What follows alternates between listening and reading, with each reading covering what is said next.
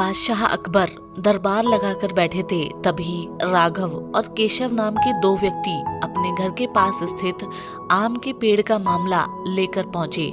दोनों व्यक्तियों का कहना था कि वे ही आम के पेड़ के असली मालिक हैं और दूसरा व्यक्ति झूठ बोल रहा है। क्योंकि आम का पेड़ फलों से लदा होता है, इसलिए दोनों में से कोई भी अपना दावा हटाना नहीं चाहता था।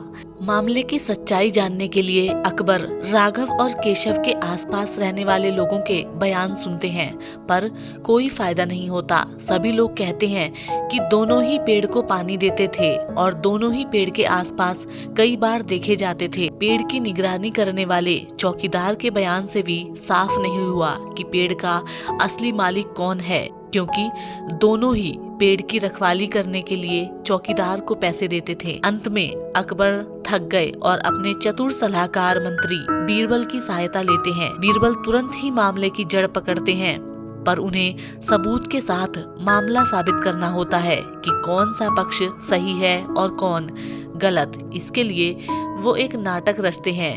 बीरबल आम के पेड़ की चौकीदारी करने वाले चौकीदार को एक रात अपने पास रोक लेते हैं। उसके बाद बीरबल उसी रात को अपने दो भरोसेमंद व्यक्तियों को अलग अलग राघव और केशव के घर झूठे समाचार के साथ भेजते हैं और समाचार देने के बाद छुपकर घर में होने वाली बातचीत सुनने का भी निर्देश देते हैं। केशव के घर पहुंचा व्यक्ति बताता है कि आम के पेड़ के पास कुछ अज्ञात व्यक्ति पके आम चुराने की फिराक में हैं।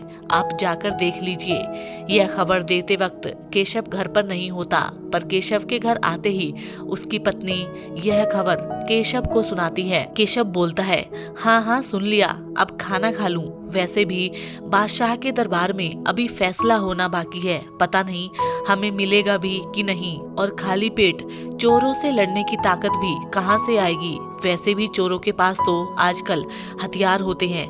आदेश सुनकर झूठा समाचार पहुंचाने वाले व्यक्ति केशव की बात सुनकर बीरबल को बता देता है। राघव के घर पहुंचा व्यक्ति भी यही बात बताता है। यह खबर देते वक्त भी राघव अपने घर पर नहीं होता और राघव के घर आते ही उसकी पत्नी यह खबर राघव को सुनाती है। राघव आव देखता है न ताव, फौरन लाठी उठाता है और पेड़ की ओर भागता है। उसकी पत्नी आवाज लगाती है, अरे खाना तो खा लो फिर जाना। राघव जवाब देता है कि खाना भागा नहीं जाएगा, पर हमारे आम के पेड़ से आम चोरी हो गए तो वो वापस नहीं आएंगे। इतना बोलकर राघव दौड़ता हुआ पेड़ के पास चला जाता है। आदेशानुसार झूठा समाचार पहुंचाने वाला व्यक्ति बीरबल को सारी बात बता देता है। उसी दिन अकबर के दरबार में राघव और केशव को बुलाया जाता है और बीरबल रात को किए हुए परीक्षण का वृतांत बादशाह अकबर को सुनाते हैं, जिसमें भेजे गए दोनों व्यक्ति गवाही देते हैं।